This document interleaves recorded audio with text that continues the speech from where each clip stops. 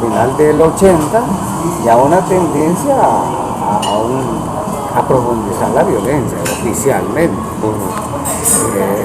Había una radicalización, también hay que tomar en cuenta, porque la izquierda en ese momento estaba cometiendo bastantes crímenes. Entonces, los que estábamos en una posición moderada, una posición más democrática y de respeto a los derechos humanos, como el 15 de octubre, perdimos terreno.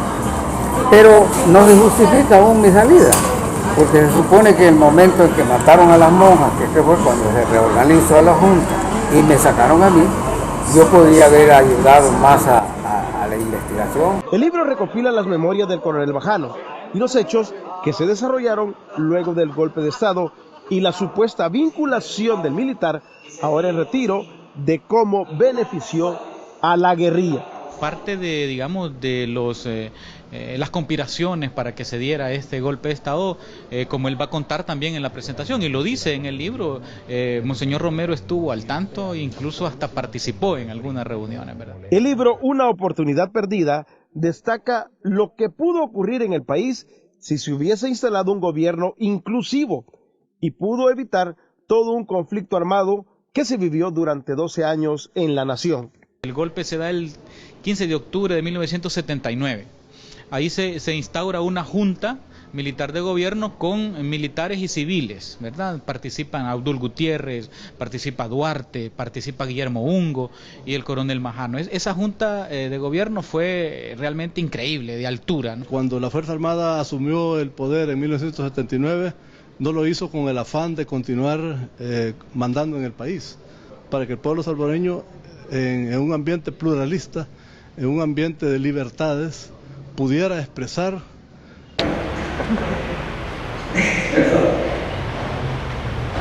Tres mensajes tiene este libro que he escrito. Tres. Uno, lo que está escrito y relatado allí literalmente. Fue lo que ocurrió, lo que pasó, lo que también yo percibí como la realidad. El otro mensaje es el trasfondo que cada párrafo, cada frase lleva. Lo he hecho con mucho cuidado, de ver, con mucha atención, mucho cuidado y dedicación. Y el tercer mensaje que lleva es el que ustedes, desde su interior, en su reflexión, cuando vayan leyéndolo, interpreten y que saquen de su interior sus conclusiones, sus propias observaciones. Esas tres cosas les digo que están. Era el año de 1979, un tiempo de graves conflictos y luchas de poder en el país. Hubo vientos de cambio, un presidente fue derrocado y una junta revolucionaria de gobierno tomó las riendas de la nación. Una situación muy crítica en lo económico, en lo social, en todos aspectos. Era una situación de efervescencia nacional y de parte del gobierno había bastante inmovilidad, había inacción. Y esta fue una de las razones por las cuales el cambio del gobierno se hizo necesario. El coronel Adolfo Majano estuvo al frente de la Junta Revolucionaria de Gobierno. Él cuenta cómo se tomó esa radical decisión que cambió el rumbo del país. 70%, digo yo, de una manera esquemática, el golpe de Estado fue promovido dentro del medio civil y la Fuerza Armada fue una parte de ese movimiento. Muchos aseguran que el golpe de Estado fue apoyado por figuras vinculadas a la izquierda de esa época, así como empresarios y personas de derecha. Fue un golpe de Estado realizado por la oficialidad joven de la Fuerza Armada. Izquierda política y social se abordan estos problemas allí, que fueron los que motivaron todas aquellas polémicas que tuvimos en los años 80.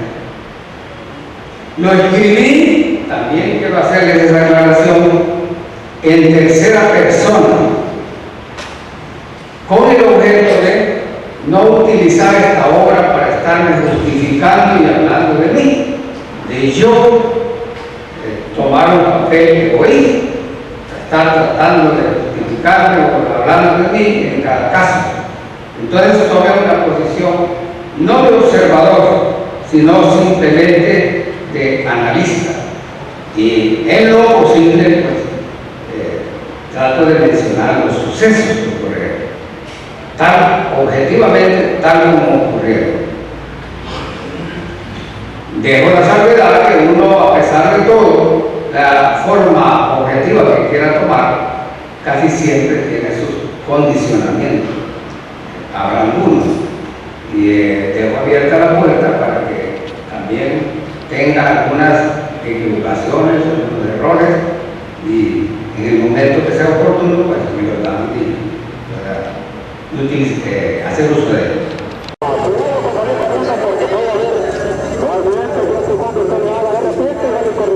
Por favor, sigan el carro anunciador, por favor. Compañeros, sea que vaya, a la parte de arriba está el resto de la gente. ¡Vamos, cédula!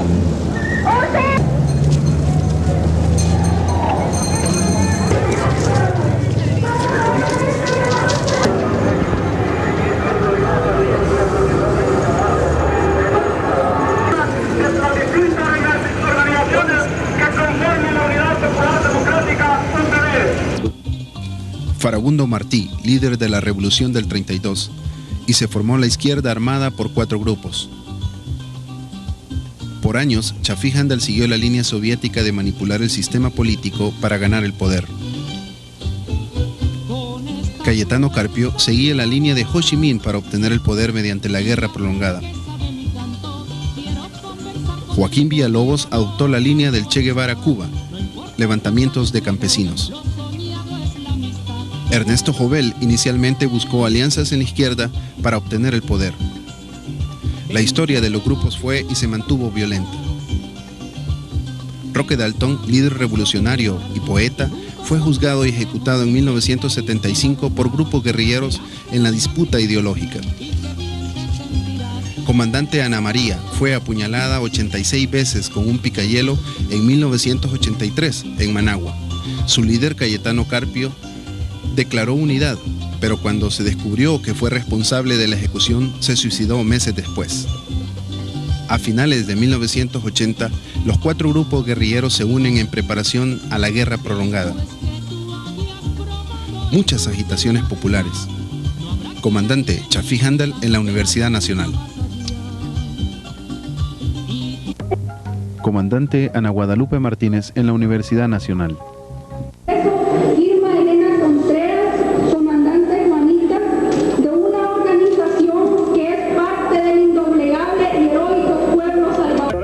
Doctor Fabio Castillo en la universidad.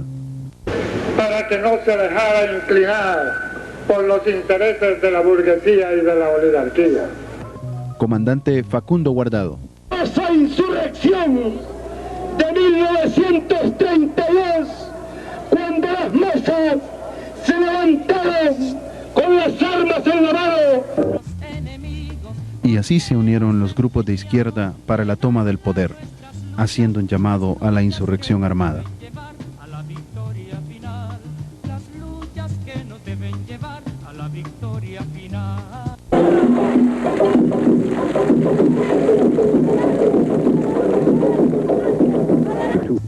Durante los años 70, el vital apoyo internacional para la izquierda era pequeño y la guerrilla urbana apareció con brotes de violencia esporádica.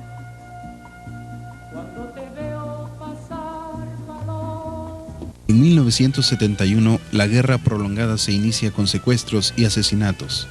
El industrial Ernesto Regalado, secuestrado y ejecutado. El rector de la Universidad Nacional, doctor Carlos Alfaro Castillo,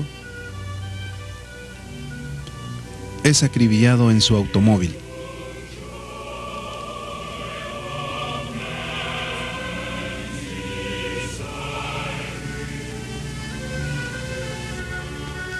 El industrial Raúl Molina Cañas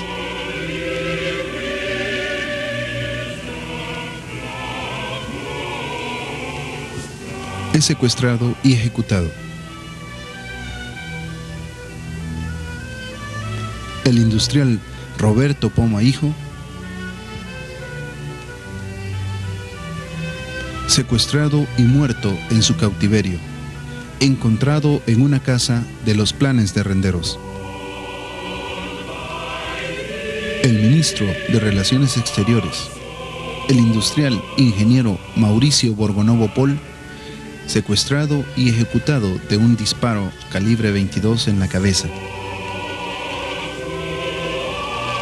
El lugar donde se encontró su cadáver, calle Aguizúcar.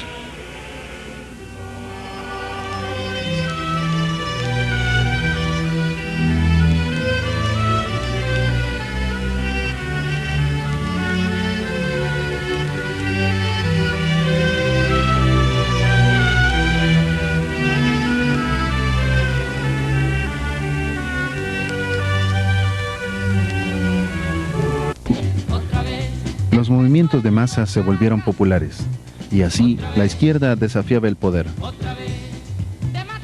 Y fuerzas en la derecha contraatacan.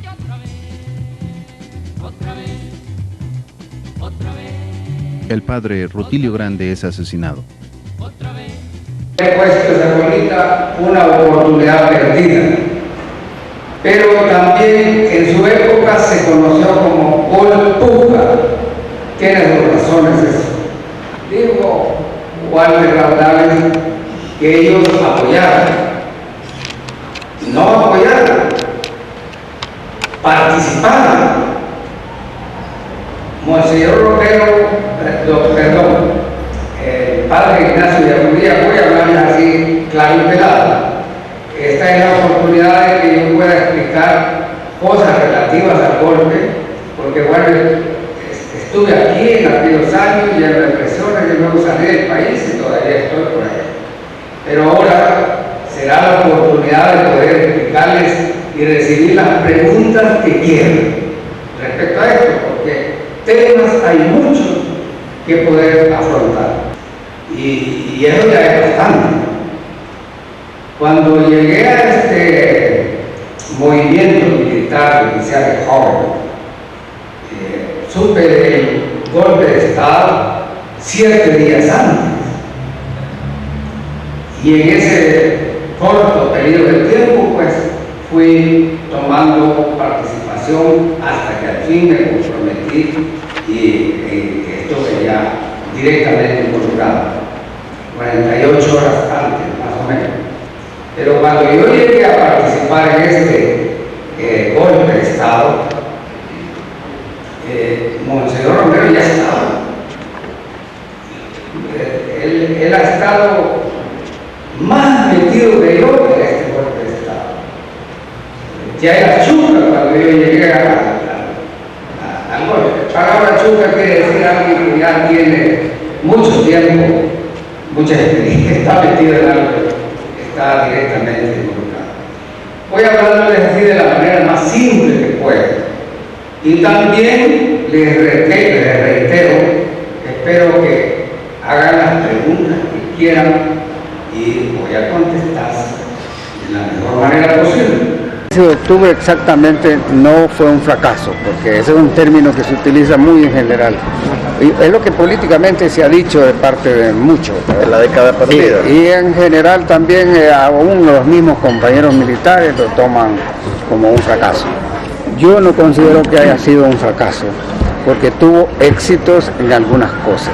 Logró meterle el diente o logró hacer algunas cosas que eran muy difíciles, ¿verdad?, de poder efectuar. En el punto en que fue vulnerable, el 15 de octubre, sí fue exactamente en el que no pudo detener la tragedia, que era uno de los objetivos principales. Entonces, parar la insurrección, la violencia y en general la tragedia que estaba a punto de estallar. En ese sentido, pues no hubo un éxito completo, al contrario, hasta muchos de los mismos militares o compañeros del 15 de octubre poco a poco se fueron más bien respaldando institucionalmente por compañerismo se fueron solidarizando con el resto, con buenos objetivos, ¿verdad? De poder apoyar a la institución, y etcétera. La radicalización los obligó a funcionar directamente con la Fuerza Armada.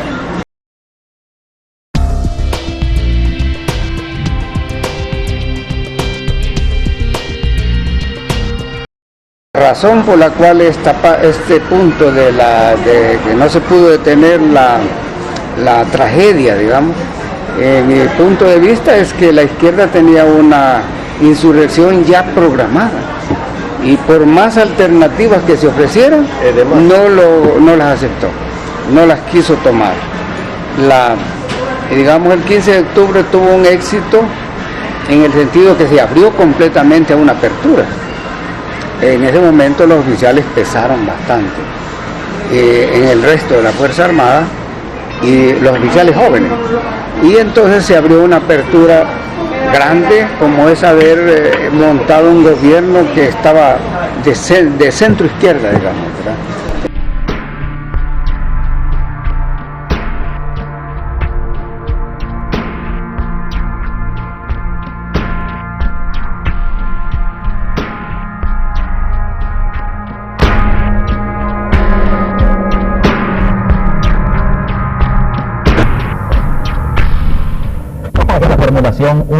Un apoyo condicionado, yo agregaría también, y crítico. Es decir, que yo estaría apoyando condicionalmente, esperando obras que avalen esas promesas que son muy bonitas, porque la plataforma es aceptable, creo que expresa los deseos del pueblo, pero son promesas, o sea, son palabras. Queremos ver pues hechos, y esa es una condición. Y por eso agrego yo crítica, también un apoyo o presencia crítica de la Iglesia, la cual pues no quiere tolerar ninguna injusticia. Por eso cuando el bloque dice que ya la Iglesia ya no hace lo que debía de ser, creo que está muy equivocado, porque la Iglesia está dispuesta a seguir siempre la defensa de los derechos humanos, aunque cambien los gobiernos, ¿verdad? Ya no se casa con ningún gobierno, sino que está siempre autónoma para denunciar y para apoyar lo bueno también. Señor, Lo mismo. Es el cambio de unas estructuras injustas, tanto para el comunista como para el cristiano. El hecho es que estamos viviendo en una situación completa de injusticia social y queremos cambiar esto. Ahora, los caminos son muy distintos. El camino del marxismo pues son sus sistemas, sus estrategias a base de luchas de clases, de antagonismos, de fomentar la violencia. Y los caminos de la Iglesia pues los que yo mencioné hoy, los del amor, crear la civilización del amor. La Iglesia cree que no hay otra fuerza que verdaderamente pueda conformar como el amor que Cristo nos trajo. Además, para la Iglesia las liberaciones del marxismo son relativas, están todavía chatas, no llenan toda la promoción que la Iglesia predica, cuando ella predica una trascendencia, ¿verdad? Que no es sacar al hombre solo de la enfermedad, de la pobreza, del analfabetismo, sino que lo promueve arrancándolo del pecado, que es lo más grave, y llevándolo hasta hacerlo hijo de Dios en la eternidad. Pues para la Iglesia existe esa trascendencia que el marxismo no tiene.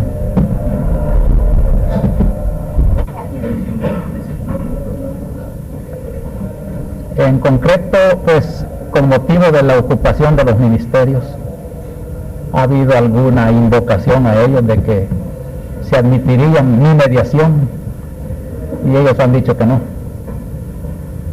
tanto de familias como creo que del mismo gobierno. No podría precisar yo concretamente quiénes, pero sé pues que ha habido quienes les han propuesto una mediación de mi parte. Yo con gusto lo he ofrecido, ¿verdad?, si la otra parte acepta, porque una mediación siempre es de los dos extremos.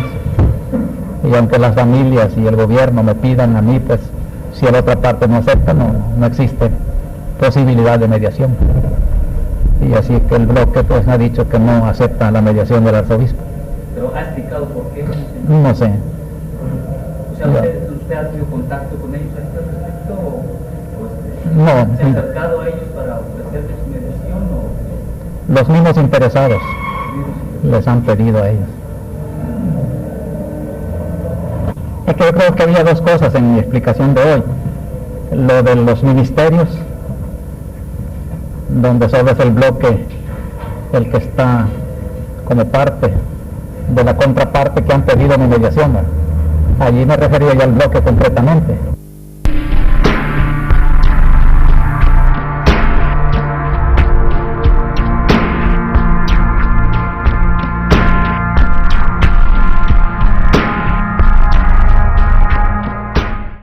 Como ustedes podrán recordar o han oído decir, que algunos son muy jóvenes, en esa época eran adolescentes o niños, era de un estado de efervescencia, de un estado de inconformidad completa con el gobierno que estaba, que era del general Carlos Humberto Romero. Las presiones eran fuertes, había yo estoy haciendo aquí un resumen muy rápido, porque ustedes conocen mejor que cualquiera todo esto antecedente, no lo voy a estar repitiendo. Las presiones eran fuertes, la división era grande, había un enfrentamiento iglesia-estado que era el que sobresalía. Dicho en otras palabras, Romero se enfrentaba contra Romero. Los dos son Romero. General Carlos Humberto Romero y arzobispo que era Monseñor Rivera y Hernández.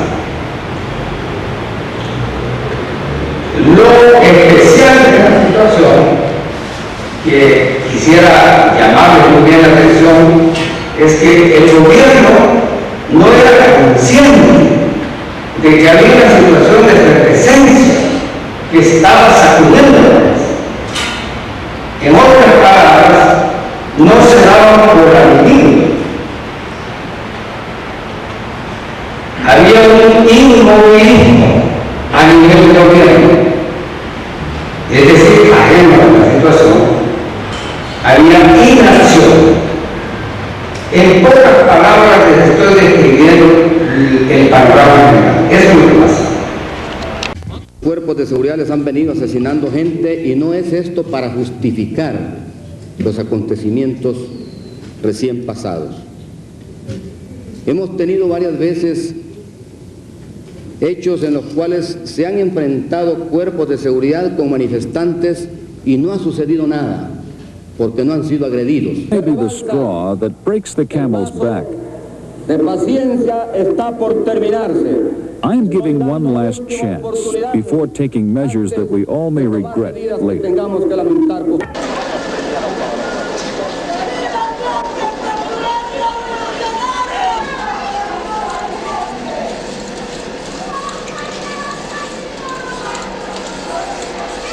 Have outside of the house always 1, 2, 3 persons just walking by.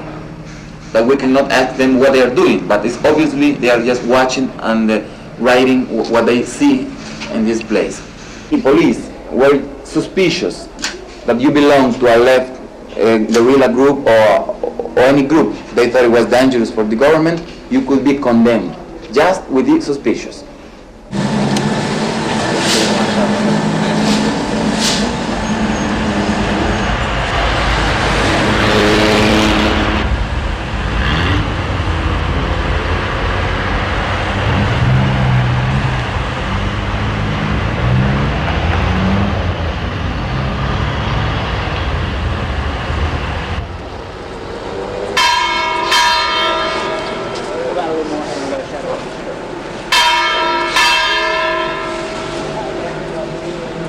Firmarme cuando he visto que muchos civiles muy competentes y también muy honestos se han incorporado al movimiento. Creo que para América Latina pues podía ser una hermosa lección la que da nuestro país. Águila, metete Águila.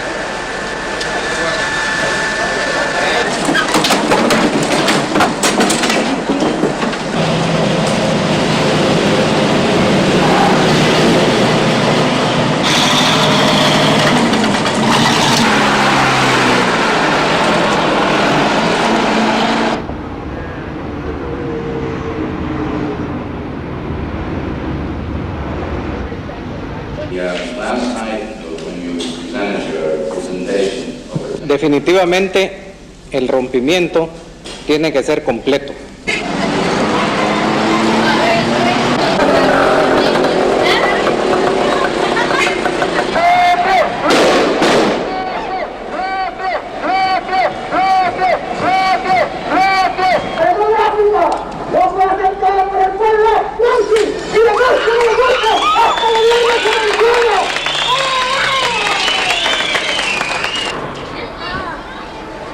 Del golpe en mayo de 1970, venía del Vaticano, le habían jalado el aire. El Papa Juan Pablo II le había recibido mal y venía cabizbajo y meditabundo. Cuando llegaron oficiales jóvenes a hablar con él en mayo de 1970 y supo de todo, se le levantaron, cambió su situación. Estoy hablando de esto, como les dije, claro y pelado, porque ahora será una gran oportunidad que tendremos y no sabemos si la podemos tener en el futuro. Yo vivo en Canadá y me cuesta ver. Y traya que nosotros le llamamos para poder desalojarlo, ¿va? ¿Qué siente usted cuando tiene que desalojar a esta gente que al fin y al cabo, bien, han sonado unos disparos? Aquí estamos frente a la catedral. Aquí se arma. Oiga la balacera aquí, frente a la catedral de San Salvador.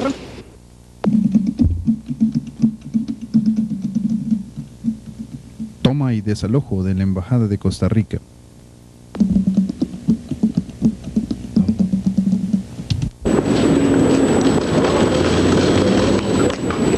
No choco ahí. Niños y mujeres y hombres, hay como unas 85, 90 personas. Piden que cese la recesión o terminen con la opresión que hay en los pueblos de ellos. En donde fuera ametrallado el doctor Carlos Antonio Herrera Rebollo. Según llamados que han realizado a diferentes medios de información, el grupo clandestino Fuerzas Populares de Liberación se ha hecho responsable de este atentado. Observen ustedes todas las perforaciones de bala que sufrió el vehículo en su parte media, en el lugar donde se conducía el doctor Rebollo. Mayo 1979. Las FPL asesinan al ministro de Educación, doctor Carlos Antonio Herrera Rebollo.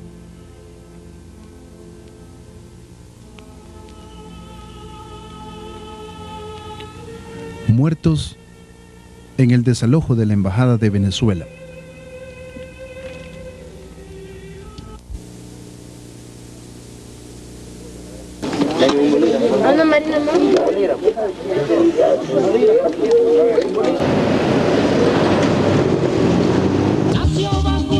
Bomba en el centro comercial Edificio Félix.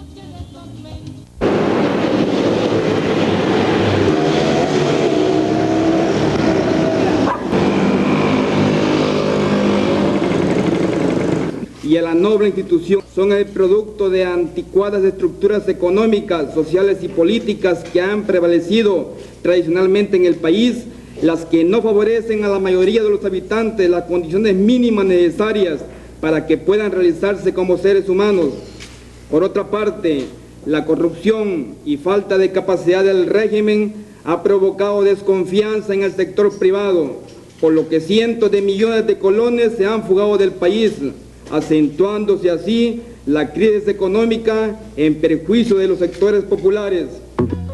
El 15 de octubre de 1979, un grupo de militares jóvenes le dan golpe de estado al general Romero, instalando una junta revolucionaria conformada por civiles y militares, prometiendo reformas profundas y fin a la represión.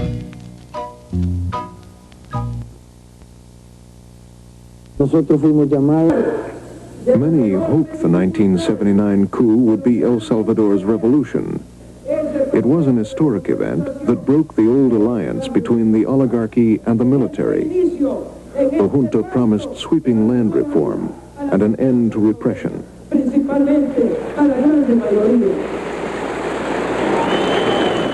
El gabinete de la Junta se forma con miembros de la izquierda y de la derecha. El ministro de Defensa, Coronel García, de línea dura.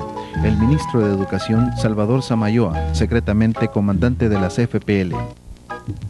De confianza mutua. From the beginning, there was mutual distrust. We didn't trust their actions. They didn't trust ours. Every day, there were mutual recriminations. The government was split. El gobierno estaba dividido.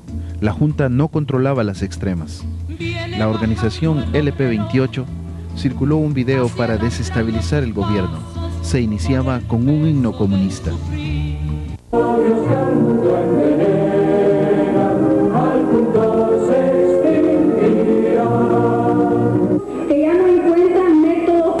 Los Estados Unidos deciden enviar apoyo militar a El Salvador con asesores militares y equipo antimotines.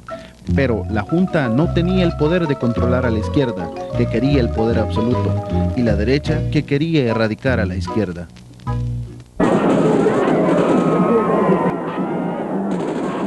Y mayores fueron los que comenzaron a organizarse ya secretamente. Esta es la situación real que se conoce. Y una de las motivaciones grandes que ellos tenían dentro de esta organización secreta que se formó fue evitar o prevenir la tragedia que ya se vislumbraba y que ocurrió en los años 80. Esa fue una de las primeras cosas que me dijeron cuando hablaron conmigo. Esa fue una de las primeras. Otra cosa, reformas, apoyarlas. La Fuerza Armada no es especialista en hacer reformas. No tiene las capacidades a nivel nacional, aunque hay elementos que tienen mucha claridad y tienen capacidad.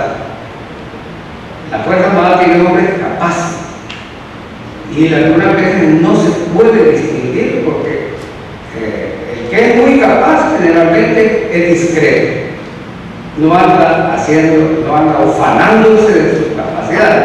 En cambio, el que no es capaz, como una carreta vacía, haciendo ruido, hablando y hablando, etc. Pero hay hombres muy capaces. Servir al decir la calidad de sus miembros. Ellos hicieron locos a Honduras en la famosa guerra de Tubino. Es la artillería, es de respeto. Cuando ellos tienen una influencia enorme, la deben tener hoy también, no sé, en el resto de la Fuerza Armada. Tienen una influencia grande. Es por esa calidad. Allí se necesitan matemáticas. La Unidad Joven se organizó en distintos cuarteles, con enlace. Entonces, había una base fuerte. Y habría distintos casos de proyectos de ideas de golpe de Estado, pero no tenían esa base. Podían haber sido, no podían haber pasado de ser simples conspiraciones que existieron en el país, hasta que, aquí le voy a dar una explicación muy clara, que es mi explicación del golpe. Hasta que los oficiales del regimiento de artillería, que se llamaba grupo de artillería, que antes fue el Salvador, ese cuartel ha tenido un peso siempre en esta situación. Y en esos años estaba en Opilio. Hasta los oficiales del grupo de artillería se convencieron y se unieron al golpe. Allí fue que ganó fuerza este 15 de octubre. A partir de ese momento, que fue alrededor de julio, agosto, según es sabido, esta conspiración militar empezó a ser ya de respeto. On October 15, 1979, General Carlos Humberto Romero was overthrown by a group of young military officers who promised an end to the violence of his regime. They invited several civilians into their junta, which then proclaimed a new era of progressive reforms.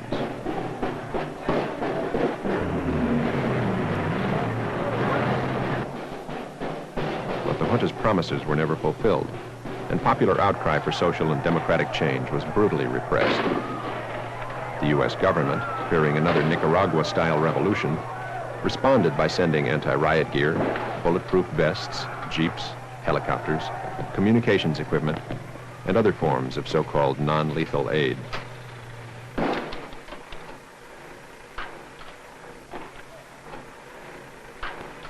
In less than 3 months, the junta's civilian members... Preparamos para darla. Formamos así 4 tipos de fuerzas armadas: los organismos de autodefensa de las masas, las milicias populares, las unidades guerrilleras zonales y el ejército popular. La lucha política y militar de nuestro pueblo se desarrolla en los 3 terrenos de lucha: la ciudad, el campo, que convencionalmente en algunos lugares se le llama el llano, y que en nuestro país abarca prácticamente casi todo el territorio, y la montaña. Dado que no tenemos montañas profundas para establecer ahí el desarrollo de la guerrilla, nuestras montañas son las masas populares. Ellas son precisamente las que nos han permitido construir las vanguardias a los distintos niveles. De 1980, todas nuestras fuerzas democráticas, revolucionarias y progresistas se unieron en el Frente Democrático Revolucionario.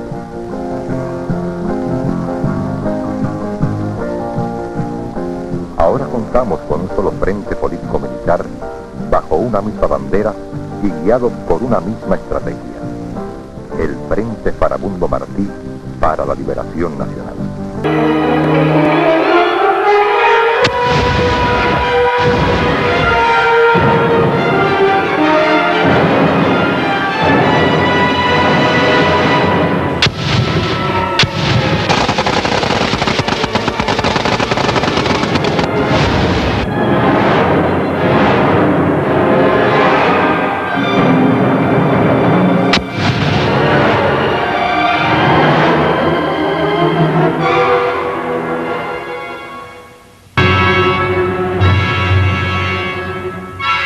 Desde hace 9 años, El Salvador ha sido el blanco de los indiscriminados y constantes ataques de los terroristas del FMLN, violando con ello los derechos humanos de un pueblo, en su insaciable ambición por imponer un sistema de opresión marxista de corte totalitario.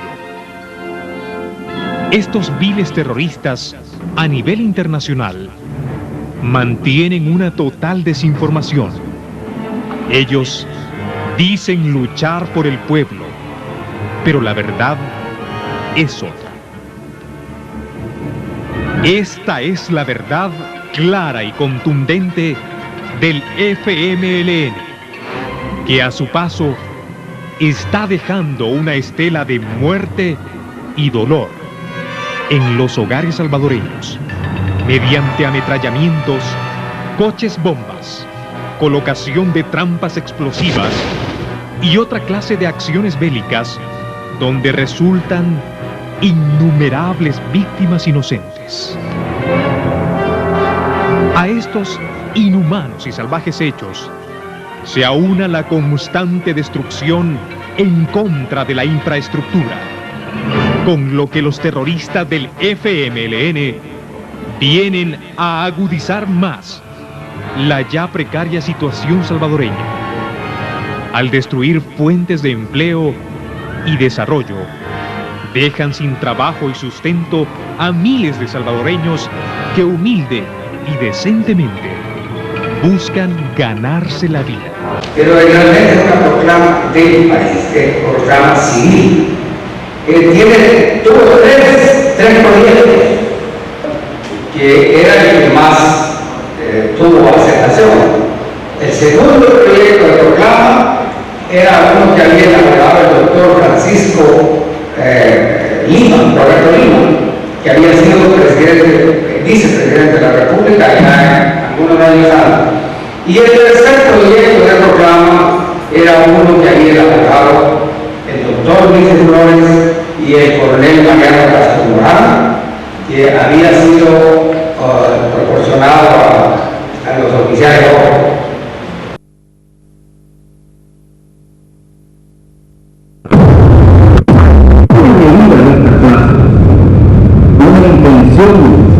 O el inicio de un despegue, o más que todo, perdón, el inicio de un proceso de cambio de esta naturaleza, produce perturbación interna.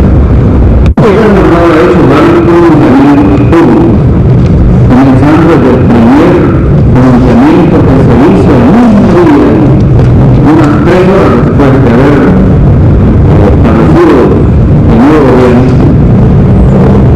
Pero básicamente lo estamos viendo una proclama, la proclama de la Fuerza Armada, que se ha llamado pero en diferentes ocasiones hemos ampliado los conceptos de la proclama y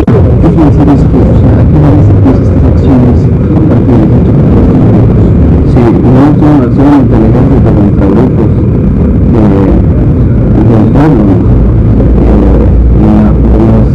algunas unidades militares y sus funciones de seguridad han sido atacadas y ellas pues han tenido que tomar acciones de tipo militar contra grupos armados. Eso ha sido todo. Pero lo que se refiere a la manifestación y a la expresión política de las agrupaciones populares se respetan. La posición de los grupos de asociaciones populares, igualmente como la ultraderecha, hasta con las discusiones de violencia consenso, hasta la esencia es que la comunidad democrática, si tendríamos a reivindicaciones concretas con ellos, bueno, ya empezaron a quitarse totalmente. En poco tiempo que se tiene ya ha habido medidas bastante beneficiosas para el país. Una de ellas, y la más importante, ha sido la nacionalización del comercio exterior del café. Hay otras medidas, naturalmente, que en el menor tiempo posible no están implementadas, pero bastante, la verdad, se ha hecho. Se ha definido que la presa ha establecido que es un enemigo común, que inclusive el actual gobierno de las Fuerzas Armadas señala que es la ultraderecha, grupos que están actuando violentamente, están desarrollando investidas de la desestabilización del gobierno. ¿Qué hará concretamente la Fuerza Armada para evitar que se sigan propagando estos hechos que continuamente muchos ciudadanos de nuestra ciudad? Sí, realmente el gobierno ha encontrado 2 obstáculos principales en desarrollar su programa. La ultraizquierda, con personas violentas, ha tratado de desarrollar el país, y también la ultraderecha ha realizado acciones similares, y este es un problema que el gobierno tiene que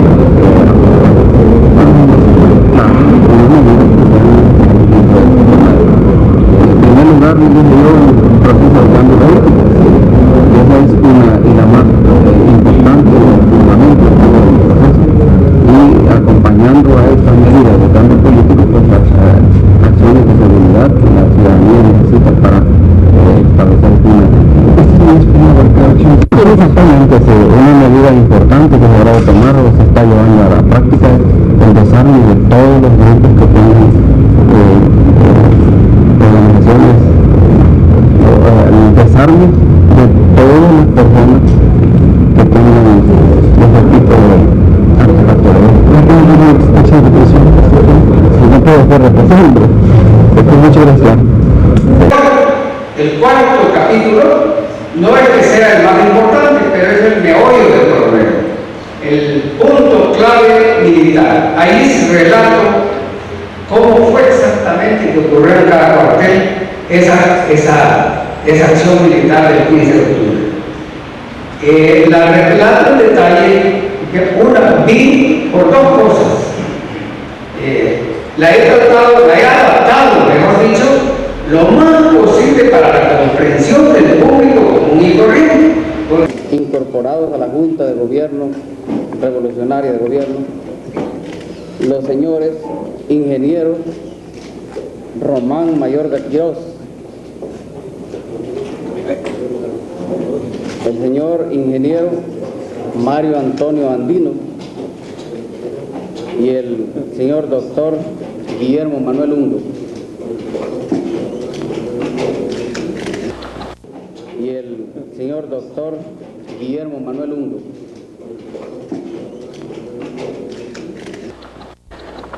Yo en ese momento, casualmente salí del país e iba a una visita familiar a Estados Unidos.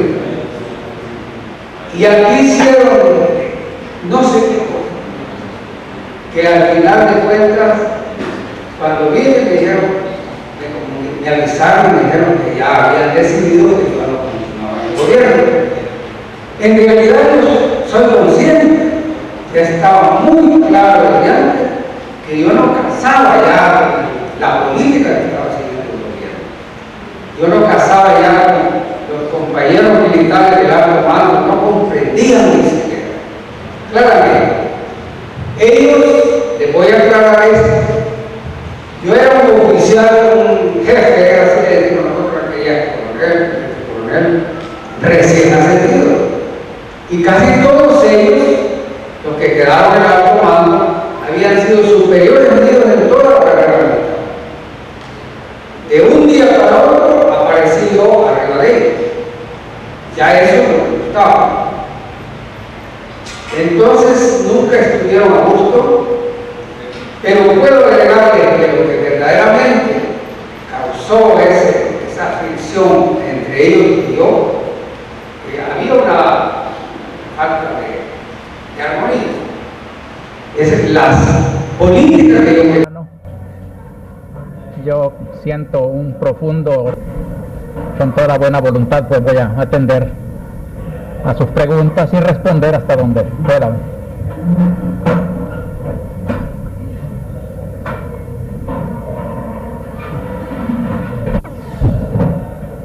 Conversando con algunos de los dirigentes de grupos del movimiento popular revolucionario, consideran que la actitud de la Iglesia ahora, al apoyar en cierta forma o al dar una esperanza en el nuevo gobierno, como que ha ocasionado que la Iglesia haya dejado de cumplir un deber, un papel ya que cumplía antes.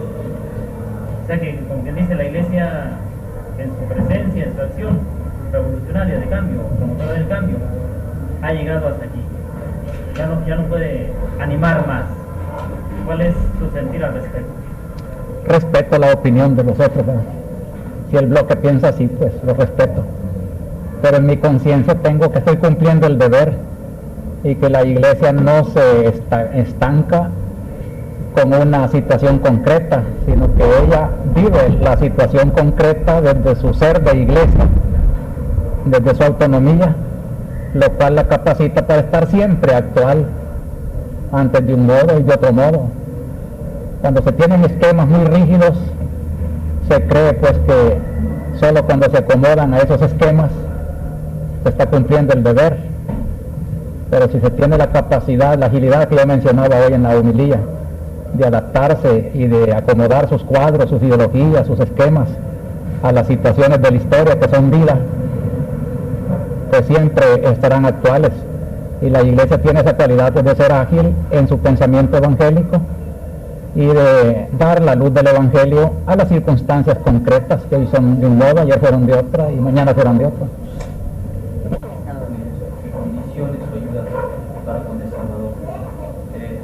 Debido a las cuestiones de la televisión, ¿pudieron nuevamente hacer ese pronunciamiento y explicar las razones por las cuales?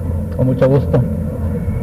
Sí, yo estaba hablando pues de que lo que más urge hoy, sobre todo en los cuerpos de seguridad, es un trabajo de depuración que cambie la faz que hasta ahora ha tenido del ejército y sobre todo en ese sector de los cuerpos de seguridad que han sido causa de miedo, de terrorismo, de espanto.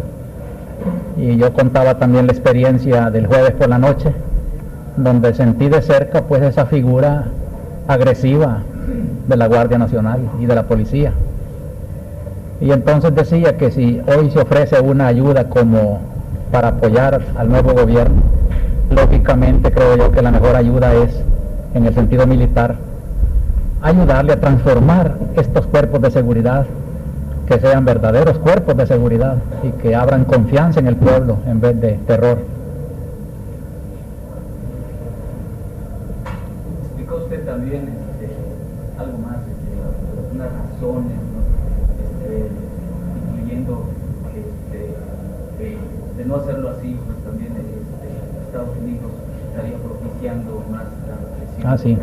Sí, dije también que si solamente consistiera en dar balas o gases lacrimógenos o chalecos antibalas, eso no es nada si no hay una labor de educación al mismo tiempo, porque en la actual configuración del cuerpo de seguridad eso serviría nada más que para armarlo y seguir molestando con más fuerza, con más elementos al pueblo. La represión pues no se mejoraría, sino al contrario empeoraría. ¿Usted estaría a favor de que algunos gobiernos proporcionaran ayuda, equipo al nuevo gobierno salvadoreño para reprimir, no de una manera violenta, las manifestaciones, como son los gases lacrimógenos, las balas de goma, etcétera, todo este tipo de equipo que no degenera en muerte? Sí, pero primero diría yo que nos ayuden a regenerar el cuerpo de seguridad y después que nos ayuden a usar bien esas cosas. Si se usan racionalmente, pues son buenas ayudas, ¿verdad? Pero si se dan sin ningún condicionamiento educativo, pues no mejoramos, sino que empeoramos, creo. También en su opinión, monseñor, mencionó usted que pues debe cesar la violencia por parte del grupo de izquierda, ya que puede degenerar en un contragolpe derechista. Sí, yo creo que al denunciar hoy los excesos violentos de la izquierda, les advertía que desde luego la violencia no construye y que además, dada la situación del país donde tenemos una extrema derecha muy reaccionaria, al ver todos estos brotes de violencia, pueden invocar eso para decir, pues esta junta, este gobierno no sirve, ¿verdad? Es débil, hay que traer un gobierno fuerte que reprima todo esto y que ahogue en sangre tanta violencia. En este sentido creo pues que la actitud casi fanática de violencia de algunos grupos está jugándole a la extrema derecha, le está haciendo el juego y puede justificar un contragolpe de una represión más brutal que todas las que hemos tenido. De una represión más brutal que todas las que hemos tenido. Para el golpe de Estado del 79, nadie escribe, solo ellos escriben el bien para ellos, los de la familia Guerra y Guerra. El coronel René Francisco Guerra y Guerra fue uno de los principales motores para que se diera el golpe de Estado de 1979. Coronel Guerra y Guerra, yo creo que cuando usted entra a la Junta al golpe, faltando 7 días para el golpe, ya he tenido un año de estar trabajando a todos los oficiales, a los oficiales que participamos después en el golpe.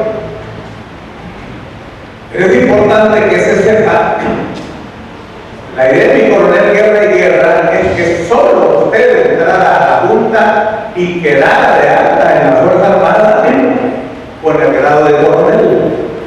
Esa era su idea. No, que de la Fuerza Armada hiciéramos un recorte completo y quisiera que quedara un coronel de 3 estrellas, Adolfo Arnoldo Mamán, es usted mi coronel. Esta era tu idea. Pues a la pregunta, ¿cómo ese golpe que trae el apoyo no solo de la artillería, trae el apoyo de la Fuerza Aérea? La Fuerza Aérea, los muchachos que participaron, que estuvieron presos, no los menciona nadie. Hasta estuvieron presos. Cuando se da el golpe de Estado, el coronel,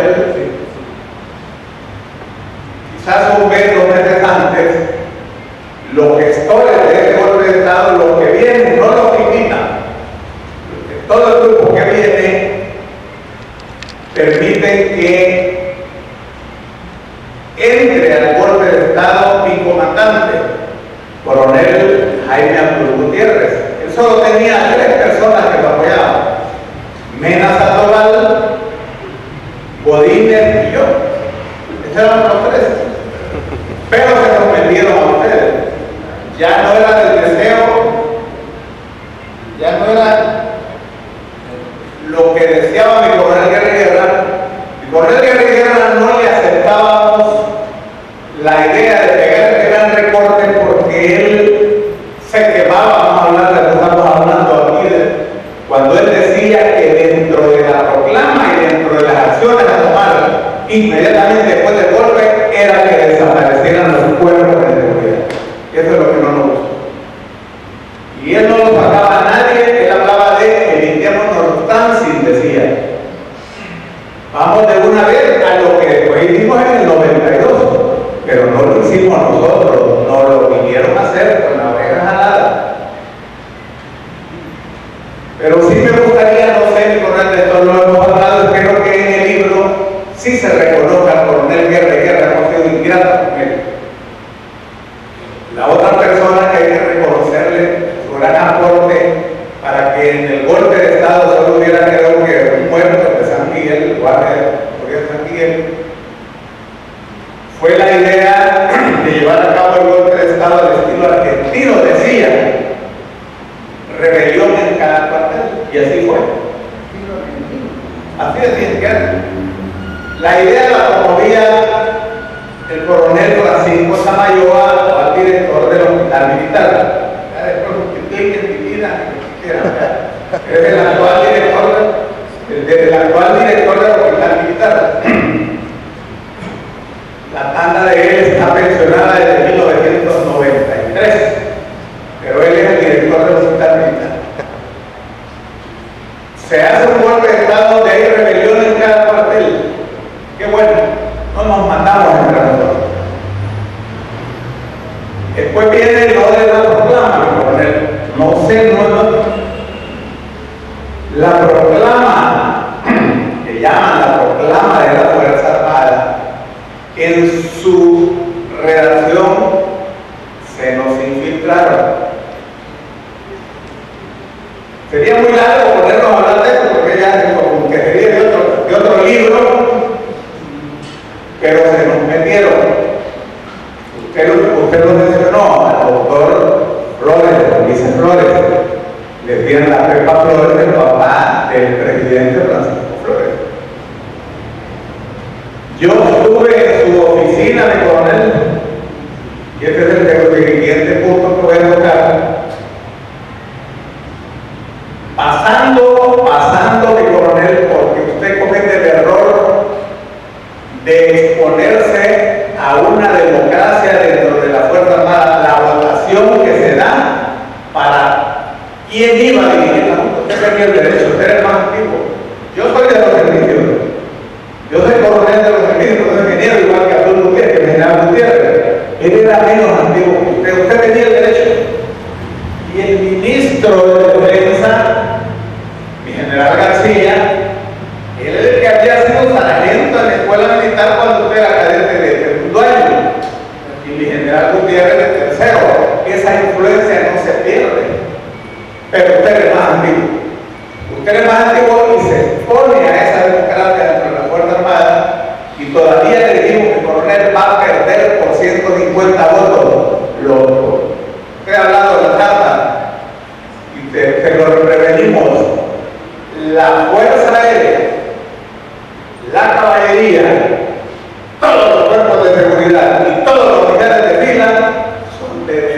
ya se lo dijimos. Nos van a pegar una penqueada. Yo estaba inscrito ahí en el lado suyo, porque vino el majanismo. Cuando se da el majanismo, esa palabra hay que cuando se viene el majanismo, mi general Gutiérrez se queda solo, porque entró solo, él entró solo, pero a través de la obra general va fortaleciendo y se va apoyando en el líder natural de todo lo que teníamos dentro de la Fuerza Armada. Eran dos de los que estaban metidos en el golpe: mi general García, y al que invitamos y no le quería entrar, yo le doy un aplauso. Él nunca hubiera sido golpista, porque habemos golpistas en la Fuerza Armada y hay no golpistas, y hay a quien no le van a meter nunca que le va a dar vuelta a su comandante general de la Fuerza Armada. Pero vemos unos que no estamos pensando en eso, o estábamos pensando en esas cosas.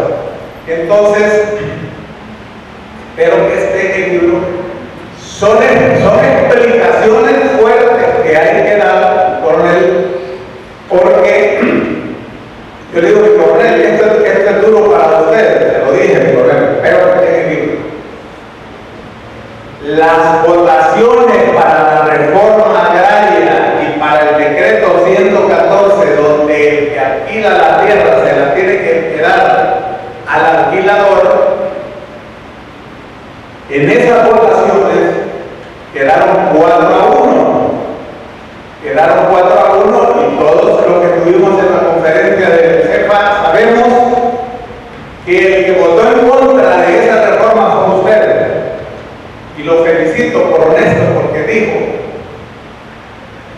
esta reforma agraria necesita 10 años de preparación para la gente que va a recibir los beneficios. De otra forma se va a convertir en lo que fue un reparto agrario. Eso fue la reforma agraria. Un reparto agrario y una merienda de negros, donde todos los agrónomos y todos los que eran más vivos que los pobres campesinos se acabaron todos. Con su permiso, ¿no? Te digo que precise porque después de ahí en la clase. Pero hoy darle dos palabras más. ¿Cómo? ¿Quién es? El líder no golpista. Es el líder no golpista, el líder natural, bueno, y un capital político con todos los que eran los capitanes y eran mayores en ese tiempo de la Fuerza Armada. Fue nuestro comandante de compañía, mi general Carlos Eugenio Pérez Casanova. Fue el que corrió a la Junta, que no recuerdan, aquella noche que los del CUPEFA estábamos en esa reunión, que le dicen, todos los gabinetes le dicen, ¿cómo? Y era el padrino también, ustedes ya saben, era el padrino, ahí termino. Bien, gracias. Vamos a dar la participación a algo más, porque creo que ya me quedé la mitad, claro. Resigned, myself and other civilian members, as members of the junta, and most of the cabinet, because we considered they were using our faces, our names, in order to keep on doing the same things, trying to solve the political crisis of El Salvador through military means. ¿Por qué usted renunció? Bueno, fue evidente, gradualmente evidente, podríamos decir, que ni el sector fascista de las Fuerzas Armadas que controlan el poder, ni la oligarquía salvadoreña y tampoco el Departamento de Estado norteamericano estaban dispuestos a permitir o a tolerar ni una sola de las reformas que estaban dirigidas a alterar la estructura económica y por tanto la estructura del poder político en el país. When the first junta decided to resign, the military invited us to participate in the government, and that's how we formed this government. Also, I have the support from my party, who had made a contract, an agreement between the army and the party to select this structure of government. And this also gives me deposition because I am a product of this pact. With the resignation of all the civilians in the first junta and cabinet, a second junta was formed with members of the Christian Democratic Party. It collapsed just 8 weeks after its formation. A third junta was assembled with the remnants of the Christian Democrats. José Napoleón Duarte was returned from exile to be its figurehead civilian member. With no popular support, this junta had little choice. Either institute the reforms or face an impending insurrection. Backed by $65 million from the United States, the new junta proclaimed an agrarian reform program. A state of siege was declared the same day. Pueden notar ustedes el movimiento de los cadetes semejando una luz vigilante.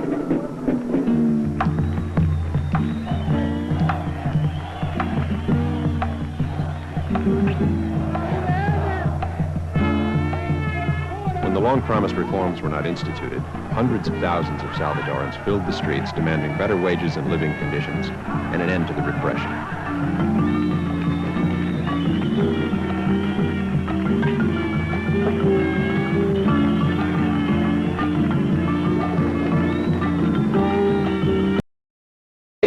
Al caer la primera junta, un momentito, al caer la primera junta, eso es también un complemento bien importante. Al caer la primera junta, que cayó realmente, me parece a mí, inexplicablemente, muy eufóricamente, y yo no les justifico que se haya ido del gobierno, no les justifico porque se enojaron porque un fulano les dijo algo, y después se ha dicho que en el país no quedan metido el cuchillo. Y ahí fue una palabra que uno o otro le sacó la lengua, uno o otro cuarto. Y ahí ya se hizo la pelota. Y tenemos una junta que le habían sacado la lengua. Bueno, estoy resumiendo palabras así figuradas. Pero entonces, al caer la primera junta, el alto mando, o sea, mis compañeros del alto mando, Arturo, García, Carranza, propusieron que se hiciera una alianza con la tradicional antigua, con gente de derecha. Y yo, en este caso, el anciano le dije no. Si la primera junta se va, hay que buscar una fuerza política que haya tenido récord de oposición, que tenga un récord democrático, digamos. Y entonces no había otra que estuviera en mejor condición que esa, pensando que con la democracia cristiana íbamos a recomponer un nuevo gobierno más pluralista, semejante a la primera junta. Entonces, esa yo lo hice, pero no lo hice yo por mí mismo. Los oficiales jóvenes me dieron un respaldo completo para que lo hiciera. Pensábamos que la democracia cristiana jugara un papel elegante.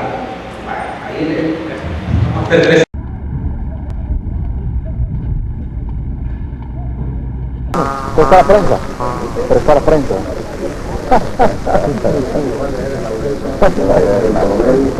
El coronel Díaz Casanova, director general de la Guardia Nacional. El coronel Adolfo Campillo, jefe del Estado Mayor General de la Fuerza Armada. El coronel José Guillermo García, ministro de Defensa y Seguridad Pública de El Salvador.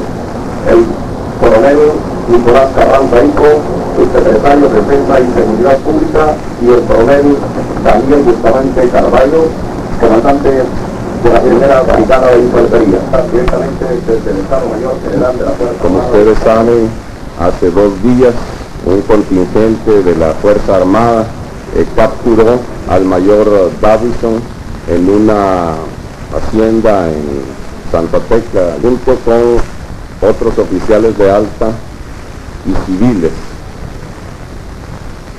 Fueron detenidos y trasladados al cuartel San Carlos. Varios oficiales, amigos civiles, me hablaron para ver a dónde podíamos ir a repartir la celebración del Día del Soldado.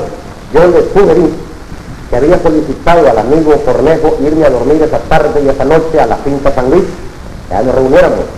Reunidos estábamos cuando fuimos capturados por tropas de la primera brigada y de la brigada de artillería. Perdón, si golpe se hubiera querido dar organizadamente, hubieran podido darlo los compañeros militares. ¿Cuáles son los delitos acumulados al mayor Robinson y por qué se trató de ocultar la captura del señor oficial? Bueno, delitos concretos no hay, excepto, como se dice en el aspecto legal alguna presunción. Por una presunción se puede ordenar cierta actividad legal, que es la que en este momento se está realizando. En cuanto a haber negado, dice usted, haber negado la captura, de ocultar, pues relativo el término de ocultar, ¿no?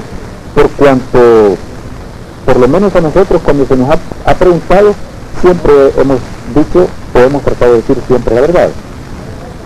Estamos pidiendo la condena, el juzgamiento y la condena de los responsables de este frustrado golpe de Estado. Nosotros ya lo hemos discutido dentro del partido. El partido no estaría dispuesto a continuar en el proceso. Se retiraría del gobierno si no se castiga verdaderamente a los culpables. Imprudentemente un elemento de la democracia cristiana se disparó, y entiendo que disparó él solo, diciendo que renunciaban y no nos condenaban. Políticamente es una estupidez. Bueno, yo solamente quisiera decirle, o responderle, tratar de hacerlo en una forma comparativa. Por procedimiento universal, yo no soy abogado, pero sentido común. Sabemos de que cuando hay una presunción, cualquiera que sea, inmediatamente viene la opinión. Entonces, desde lejanos tiempos, se ha establecido de que para seguir el proceso o el procedimiento normal y legal, es una persona que tiene una jurisdicción y también responsabilidad legal la que debe de decir si es o no inocente, si es o no culpable. Davison fue capturado con una maleta llena de documentos en donde prácticamente delataba a una enorme cantidad de personas que estaban comprometidos en el complot. Tuve la oportunidad de ir acompañado de otro miembro del Frente Antinacional al Cono Sur, y tuvimos oportunidad de hablar con altos dirigentes de los países Argentina, Uruguay, Paraguay y Chile. La información fue recibida con mucho interés y están dispuestos estos países a colaborar con nosotros. Incluso Guatemala ha empezado a recibir ya ayuda del Cono Sur.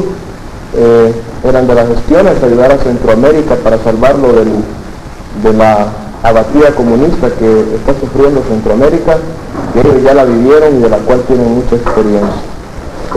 Fue muy grata la experiencia y ya estamos viendo los resultados. Respeto profundamente al pueblo norteamericano y a su gobierno. Son prácticamente por los que estamos peleando contra los comunistas. ¿Qué organización, sea política, económica, social de los Estados Unidos, va a enviar ayuda? ¿Y en qué forma? Si en préstamo, si en verdadera ayuda, tanto a nuestros problemas nacionales como cuál es la ayuda que ha ofrecido a la Fuerza Armada.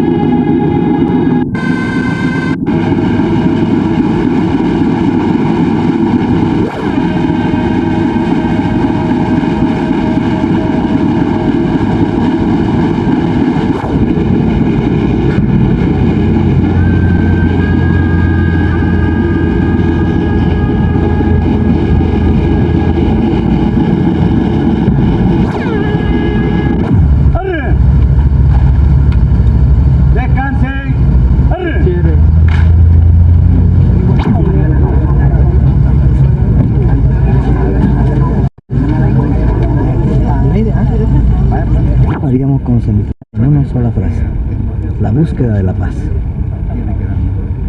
pero ¿por qué camino se puede? Usted habló del diálogo, sobre todo en Tegucigalpa, es decir, hay unos proyectos inmediatos de llamar al diálogo a los dirigentes de las corrientes, de los grupos subversivos, en fin. Sí, significa el ánimo de llevar al pueblo a un sentido de responsabilidad. Creo que es una tarea muy difícil. Creo que con buena voluntad y con un buen equipo de gente podemos salir adelante. ¿Cómo está la investigación del crimen de las momias? No creo que se puedan tener algunas conclusiones todavía. Elecciones presidenciales para el año 83. Pero creo que uno de los propósitos de la actual reestructuración es vitalizar más todo. Y si podemos acortar ese tiempo y entregar el país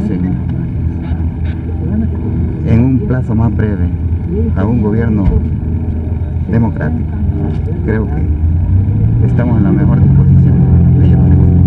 Todo depende de las circunstancias. Grado de agregado de defensa en España. Según declaraciones públicas. Acción militar en este momento. Cualquiera que lo que podamos hacer o lo que se pueda hacer depende de la actitud de él, no de nosotros. Creo que él debe pensar seriamente en lo que puede hacer. Es un asunto que debe meditarlo muy bien, porque creo que si algo queremos es rescatar la autoridad.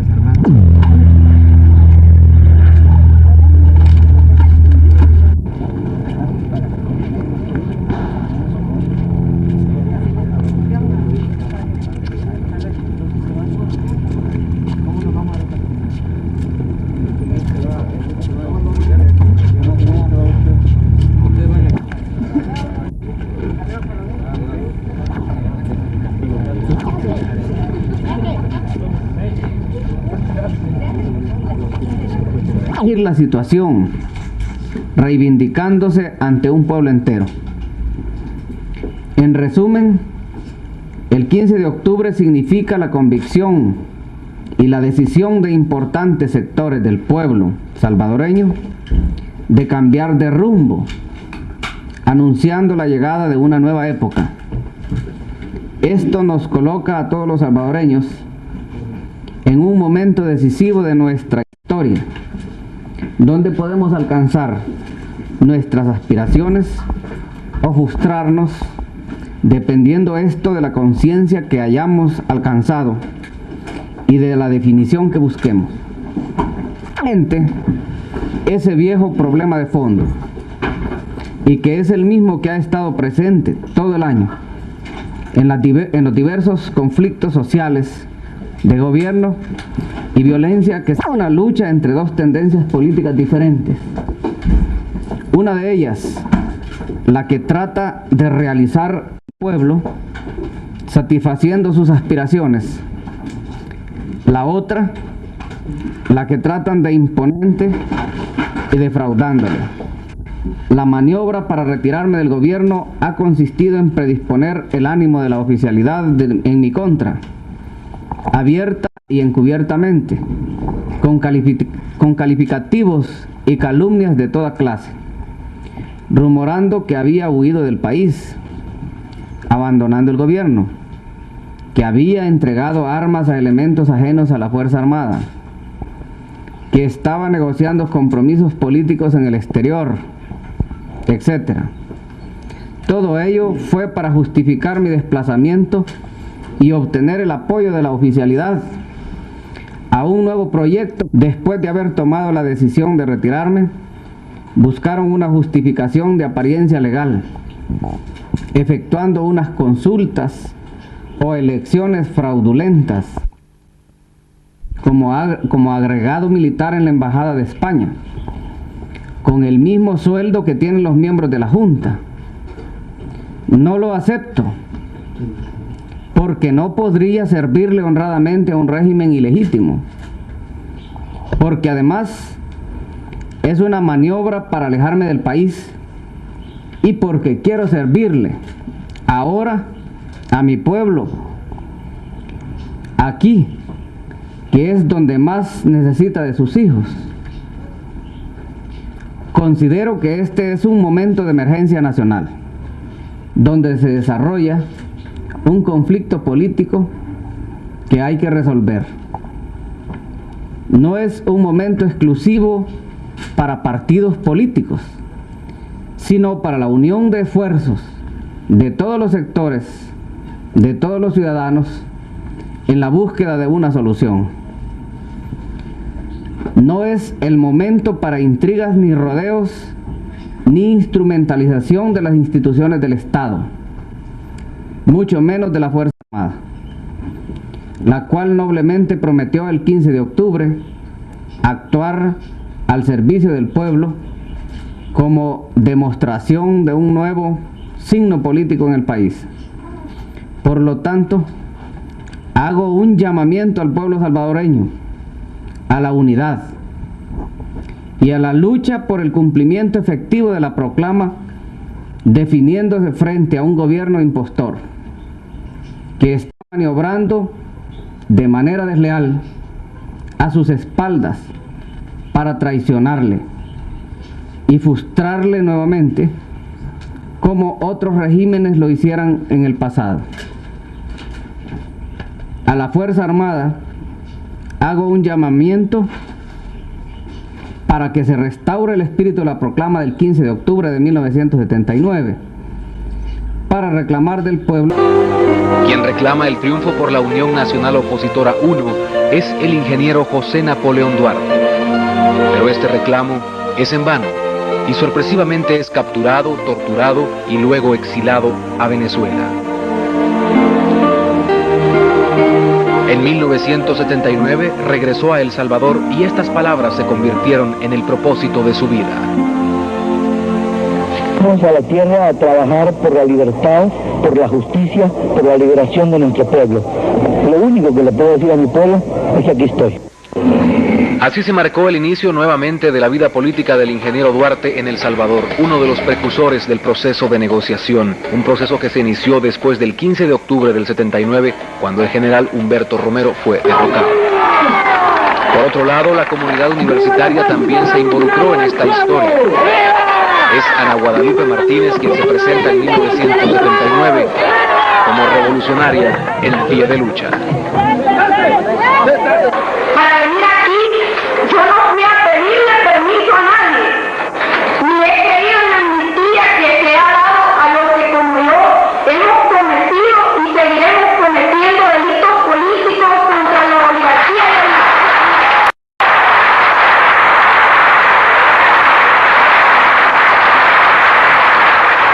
Paralelo a la política, las fuerzas populares se manifiestan como más que grupos opositores. Serán desde este tiempo un brazo armado. La historia comenzó a escribirse. También en 1979 el entonces ministro de Educación, licenciado Salvador Samayoa, decidió incorporarse a la lucha popular. Cambió el escritorio por la clandestinidad. La renuncia que yo suscribí el día 2 de enero tenía puntos coincidentes con otras renuncias, pero tenía algo diferente, algo profundamente diferente. La convicción de que estaba cerrada para siempre la mal llamada vía pacífica para resolver los problemas que tiene nuestro pueblo.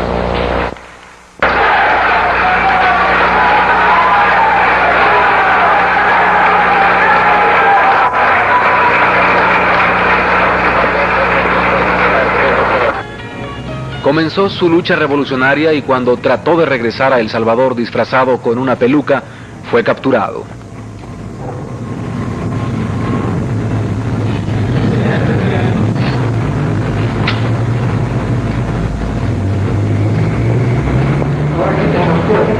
Por su lado, también la Junta de Gobierno Revolucionaria se manifestaba. Para servir en un momento crucial, en un periodo de transición de un proceso que llevará a nuestro país hacia la democratización, el goce pleno de las libertades políticas y la lucha tesonera por una sociedad más justa y equitativa.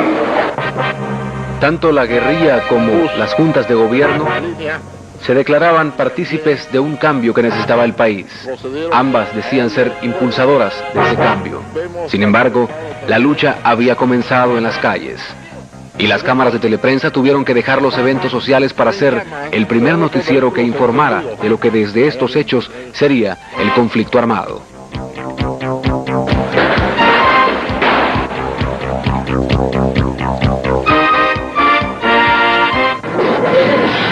Y aquí viene un radio patrulla. Van a pasar dos, quédate ahí, Gómez Arias. Ahí van los radio patrulla. Van a hacer juego. Nos acercaremos más para que bajan los radiopatrullas y se apostan ya para que la policía está con chalecos salvavidas. A nosotros Dios nos protege.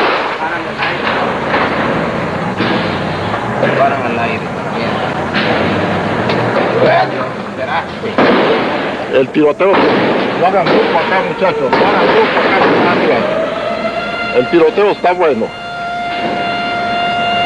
La sirena de la prensa gráfica hace rato que está sonando, no sabemos si es que pide auxilio.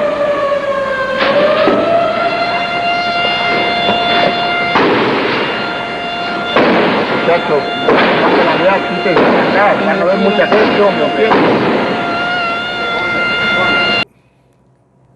Estaba el presidente Carter en los Estados Unidos, mandó a Byron Bucky para ver qué se podía hacer para solventar el problema que ya estaba alzando vuelo, pues, o sea, era casi incontenible. Ya el presidente de la República, mi general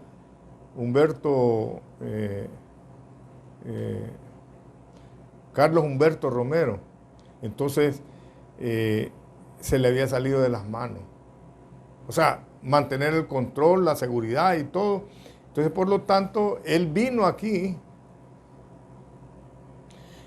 vino Byron Bucky a hablar con mi coronel Carlos Humberto Romero, porque se había descontrolado todo, estaba fuera de serie. Tu pregunta que si yo ya olfateaba antes de irme para España, que si el golpe, iba a haber un golpe o no iba a haber golpe de Estado. En realidad yo como cadete de cuarto año, lo que te puedo decir es que llegó a mis manos un documento que escribió como informe final de Byron Bucky, después de haber estado varios días en El Salvador platicando con políticos, militares, incluso con gente de la izquierda, pues, o sea, para ver qué solución se le podía dar. Él propuso, porque lo que puede hacer Estados Unidos es un recomendable, ¿va? Mire, ustedes para salir de su problema hagan esto. Una de ellas era entregar el poder inmediatamente, que no lo quiso y lo vio, de un solo lo desestimó mi general Humberto. Entonces él propuso de que entregara y que hicieran elecciones para que el pueblo pues estuviera más contento, que se iba a solucionar los problemas. Llegamos en septiembre, iniciamos las clases. En octubre andábamos por Toledo. Y recuerdo yo que estábamos libres ese día. Entonces fuimos un fin de semana. De repente vimos golpe de Estado en El Salvador, el 79 de octubre. Entonces nos comunicamos con el señor embajador y le dijimos, estamos a la orden, no sé qué va a pasar. No, hombre, ustedes tranquilos, dijo, ustedes van a seguir estudiando, con ustedes no hay nada. Sin querer, el ingeniero Napoleón Duarte llegó a formar parte de la Junta. Cuando él iba a formar parte de la Junta, no había estado en una buena relación con él, porque él fuera del Partido Demócrata Cristiano. Entonces, cuando iba a formar parte de la Junta, hablé con él y le dije, ingeniero, pero usted pretende ser presidente de la República. Entonces no vamos a ponerlo en la Junta y después de la Junta va a salir a candidato. Eso volía a PCN, ¿no? Las marinas, había siempre PCN. que siempre un miembro de la junta de las que había antes salía de allí el candidato presidencial. Hablé con él con mucha claridad, pero con respeto. Entonces, mejor quédese afuera. Y si usted tiene aceptación popular, pues usted va a ser electo. Aparte de eso, su partido está aquí en el gobierno. Lo hablaron, y él lo escuchó, pero creo que no le gustó. Él quería ser miembro y de allí lanzar también. Entonces, esto podríamos resumirlo en unas pocas palabras. Lo dejaba en tren. Y él no quería que porque ya estaba quedado mal.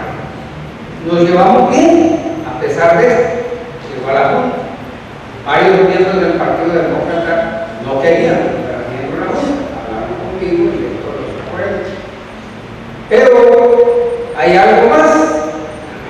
En una encuesta que vino a hacer una agencia externa aquí a El Salvador, ahí por el junio del 80, que me di cuenta, hicieron una encuesta en donde yo salí junto con Monseñor Rivera como los máximos mundiales y él muy abajo de mí.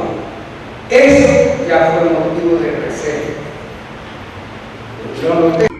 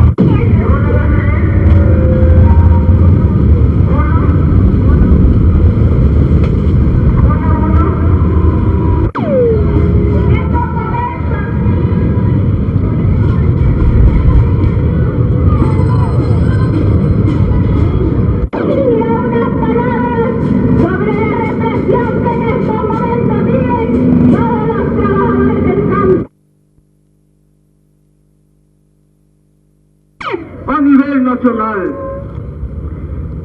en estos momentos la Unión Comunal Salvadoreña está haciendo una muestra mínima de la capacidad que tiene de movilización.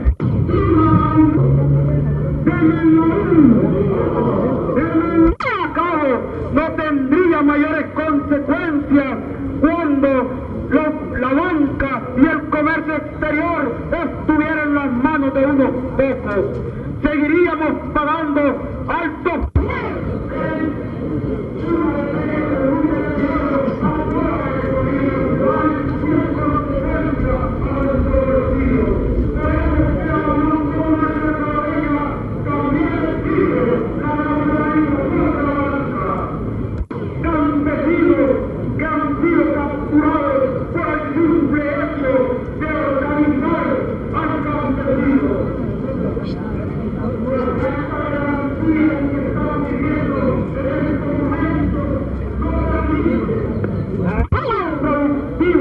Y esto venga a abaratar los precios.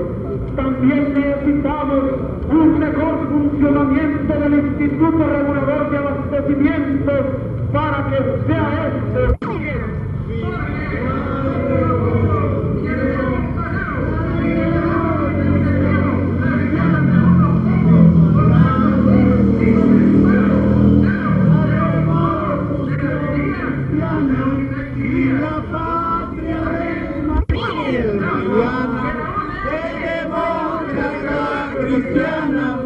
Viva la revolución cristiana. Una reforma que quede claro y hacernos presentes este día acá, frente a Casa Presidencial, es precisamente nuestra ropa desgarrada, nuestra... ¿Quién nunca respetaron la Constitución? Hoy clama por el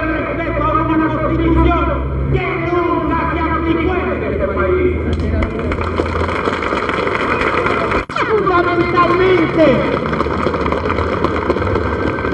quitar el valladar legal para que se pueda dar una ley de reforma agraria que no sea como aquella famosita ley de transformación agraria del régimen anterior, con el cual nos querían dar. Implica de la nueva Junta el compromiso del golpe de Estado pasado, y es el compromiso de la nacionalización de la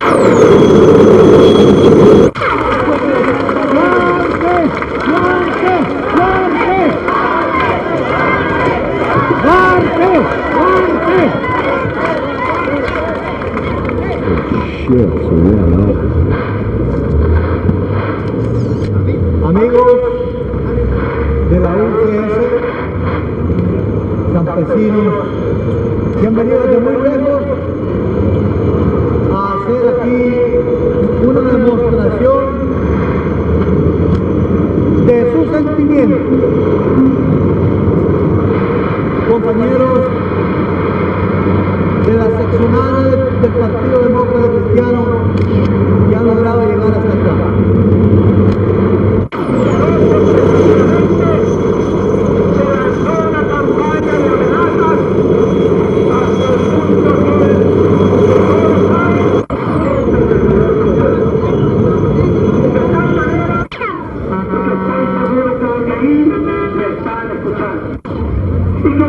Es un camino claro donde todos nos comprometamos a trabajar. Yo quiero decirles a ustedes que esta línea coherente es precisamente lo que todos tenemos que entender porque para poder salir de la crisis donde los señores que por 50 años han aplastado y han hundido a los humildes y a los pobres, tienen que querer mantener las cosas como han sucedido durante los últimos 50 años. Y por otro lado, debemos de entender también que estos señores de la ultraizquierda no pueden seguir poniendo al país en las condiciones de muerte y sangre simplemente porque les da la gana y porque quieren mantener al país y como lo que quieren es el poder total para poner al país en la dictadura del totalitarismo. Pero porque la primera fase y el decreto 207 de parcelación de tierra choca, y ese choque sería como dos aviones, uno que despega, que era la primera fase de la reforma agraria, y venga otro avión en sentido contrario y choca con él. Consecuencia, un desorden en la reforma. Esa es la explicación más clara que le puedo dar. Yo vi y entonces sentí que era realmente iba a provocar caos. No pudo, mejor dicho, no se pudo prevenir la tragedia, no se pudo parar la tragedia. No ocurrió, pero en otros aspectos se logró algo se hizo. La reforma ha sido, a pesar de los grandes errores y fallas, ha sido algo. Esas tierras ahora están sirviendo de alguna manera para le dieron una transformación a la estructura del país. Pero por supuesto que mi idea es que esto debería haber sido ordenado. Sin embargo, si nos ponemos a ordenar esto, no hubiéramos logrado hacer la reforma. Sí hubo eso, pero las dos fases chocaban. Eran completamente antagónicas. No coincidían. Bueno, hasta ahí además les puedo decir que el golpe de Estado, al fin, el 15 de octubre, yo le quiero decir así más que el golpe de Estado, pues tuvo sus logros, sus éxitos, y luego la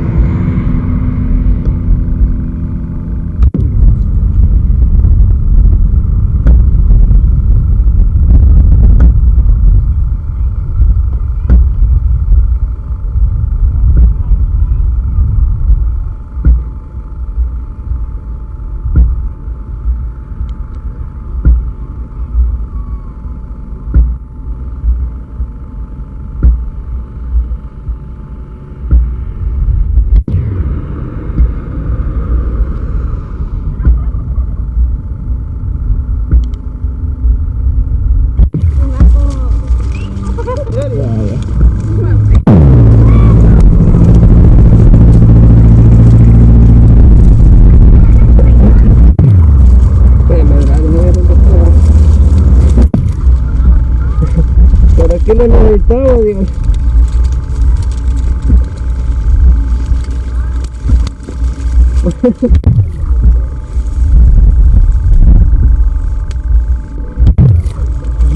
Está lleno.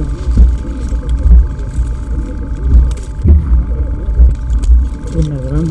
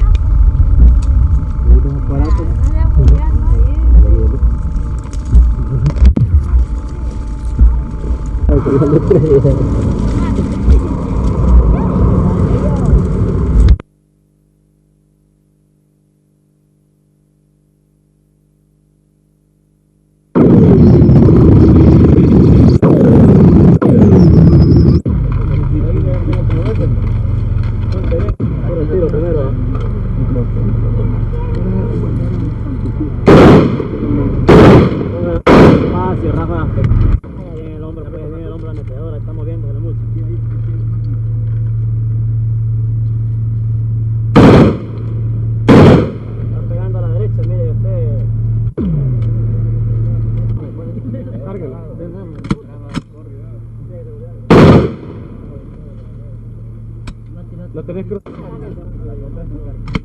que el punto mío es dejarlo en el centro del brazo, no tires, ¿no? Pues no lo dejo de...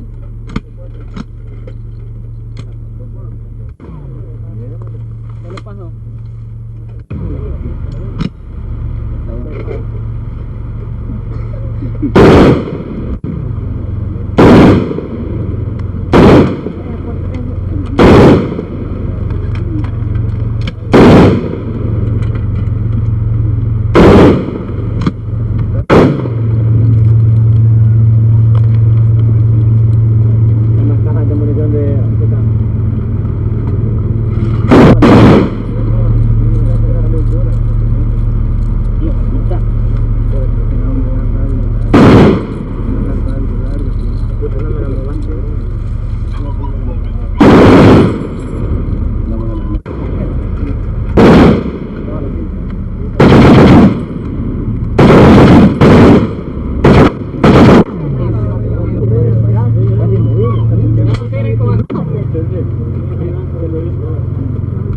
De ahí, a tirar.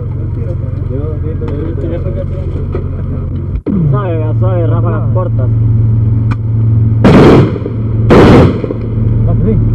Hay que traer la otra. No la van a tocar de aquí.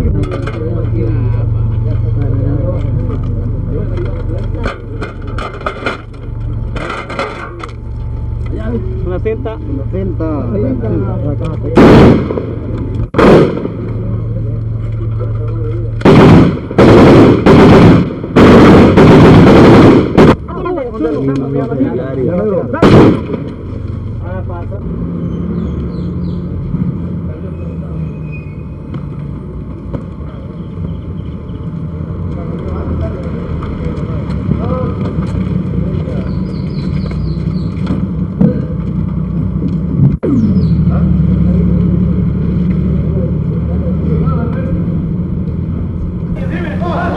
Soy el coronel José Guillermo García, ministro de Defensa y Seguridad Pública de la República de El Salvador. A la subversión le importa en este momento que en el mundo se hable de El Salvador de violencia, para ocultar las profundas transformaciones sociales que hemos hecho en este país, como es la reforma agraria, que está considerada por entendidos internacionales, analistas internacionales, que es la reforma agraria más profunda que se ha hecho en toda la historia de Latinoamérica. Pero el pecado es que no lo han hecho los comunistas, sino que lo ha hecho la Fuerza Armada. El 15 de octubre también se me invitó a participar en el gobierno de la primera junta, y como ustedes saben, pues dentro de la misma proclama de la Fuerza Armada se hablaba claramente de muchos cambios estructurales. Enrique Alvarez, 3 times Minister of Agriculture, resigned from the cabinet along with the other civilian members of the first junta. Y nuevamente nos dimos cuenta pues de que en realidad la intención de hacer estos cambios no es verdaderamente de favorecer al campesino en este caso, sino que más bien de restarle fuerza a la organización y al movimiento popular. Tal vez otro aspecto fundamental de la actual ley de reforma agraria es que deja intacta la oligarquía cafetalera de este país. No está tocando ni siquiera al 1% de esta propiedad cafetalera que hay en El Salvador. Y todos sabemos que el origen de esta oligarquía en El Salvador ha sido el café, el cultivo del café, que son los cafetaleros, los que a su vez son dueños de los bancos, de la industria, del comercio y de muchos servicios. Entonces, el no tocar a ese sector, pues, no se está verdaderamente cambiando la estructura del poder económico en El Salvador.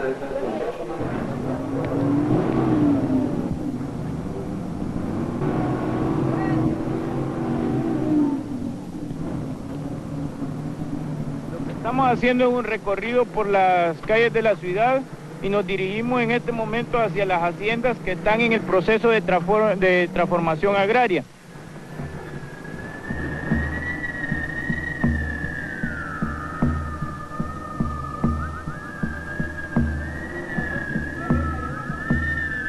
Agrarian reform was designed by U.S. advisors, financed by the U.S. government, and is being implemented by the Salvadoran military. Based on the model used in Vietnam, the program is supposed to give tenant farmers their own small parcels of land and transform large estates into cooperatives. But today, land titles have been given to only 500 peasants, most of them members of Orden, the rural paramilitary death squad. Only 15% of El Salvador's farmland has been converted to cooperatives, and agrarian reform has become little more than a pretext for terrorizing the countryside, what U.S. advisors in Vietnam called pacification.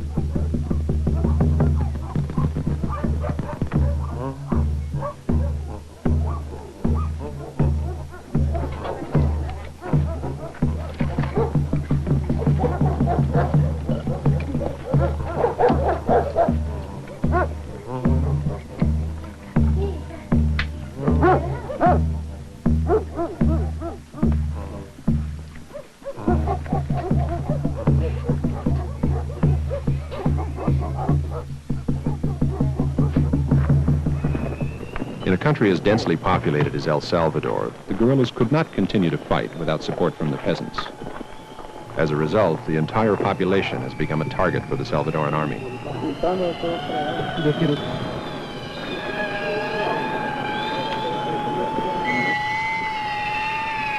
Pacification, search and destroy, scorched earth.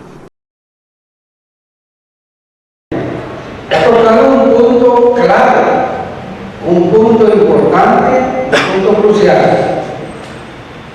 Yo considero que en el país hay ciertas fuerzas estabilizadoras que pueden jugar un papel de primer orden en una situación muy polarizada, de enfrentamiento radical. Y eso me parece a mí que es correcto. Si no están presentes, son potencialmente fuerzas estabilizadoras de la situación nacional.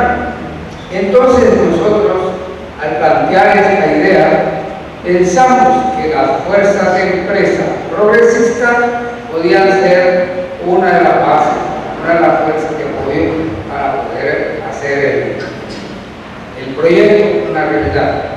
Y también las fuerzas democráticas políticas de izquierda, que habían empezado a manifestarse en apoyo habían aceptado el proyecto de la fusión. No lo habían aceptado, sino que allí se había quedado. Me comprende, porque me está diciendo en qué fuerzas nosotros, aquí en la correlación de fuerzas, en qué fuerzas pensábamos apoyar. Y claro, la Fuerza Armada, que en ese momento había tomado una posición de apoyo a un gobierno, tanto como la primera junta, que era un gobierno del centro izquierda. Yo, si lo decimos esquemáticamente, era un gobierno de izquierda política.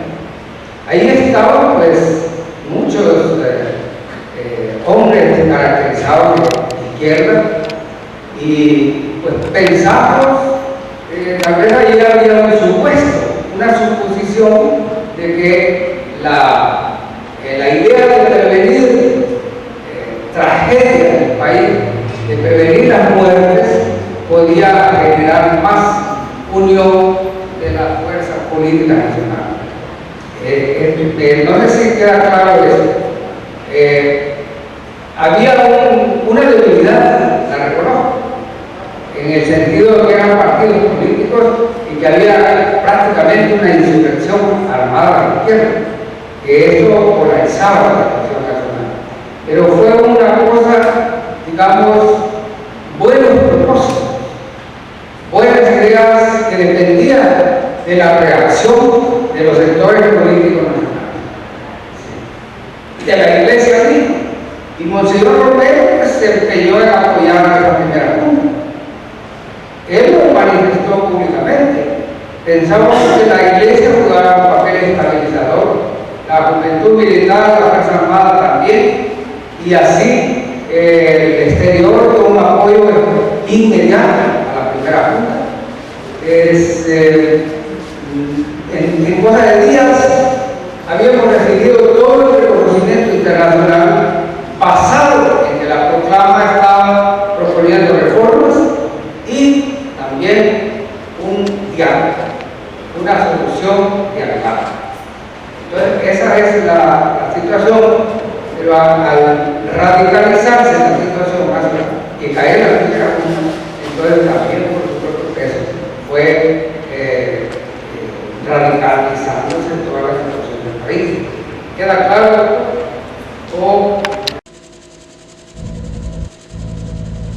This could be Vietnam 10 years ago, but it's the tiny Central American Republic of El Salvador today. The terrain and the American-made helicopters are not the only striking similarities with Vietnam. Once more, the Americans are aiding government forces in their fight against a guerrilla movement. As in Vietnam, they have pushed for agrarian reform to try to undermine guerrilla support. Here, too, American commitment is being justified as a fight against the spread of communism. Yet there are important differences with Vietnam as well. El Salvador is much closer to the United States. It is smaller. The insurgents are far weaker than the Viet Cong.